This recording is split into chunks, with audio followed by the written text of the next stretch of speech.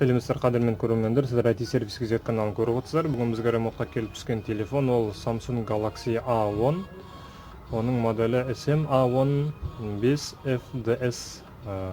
Келген мәселесі телефон бетіндегі графикалық кодқа түсіп қалған екен. Және оны егесі ұмытып қалған. Егер сіздерде осындай мәселе болса, телефоныңыз қолданып қалған болса, онда үй жағдайында оны қалай өз қолдарыңызбен шығаруға болатындығын сіздер осы видеодан көретін боласыздар. Сонымен сіздер телефонда өшіріп қосу кнопкасын, минус кнопкасын басып тұрып, телефонда өшіресіздер. Ал телефон қайта қосылуға кетеді. Бұл жағдайда перезагрузка дегеніміз. Сол кезде біз минусты жіберіп, плюспен өшіріп қосуды бірге дереу баса қоямыз телефон өшкен кезде.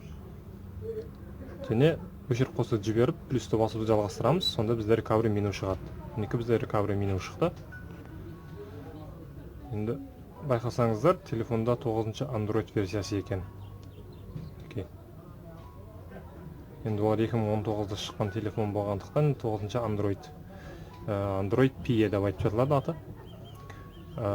Енді бізге келесі орындайтын команда, біз минус кнопкасымен төменге түсіп, Wipe Data Factory Reset деген бөлікке келгеніңізде өшіріп қосуды басып, ол жерде No Yes деген шығады.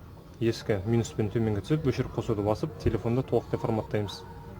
Астында Piping Data Wipe Complete дейді. Яғни телефон толықтай форматталды.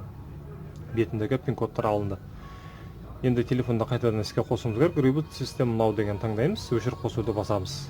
Мына телефон біздің бетіндегі графикалық кодтары шешіледі. Егер видео сіздерге ұнаған болса, лайк басып каналға тіркеліңіздер, сұрақтарыңызды комментарияға қалдырыңыздар. Біз оған міндетті түрде жауап береміз. Сіздердің біздің каналға тіркелгендеріңіз біз үшін ол өте үлкен бір жетістік. Сау, сәлеметте болыңыздар.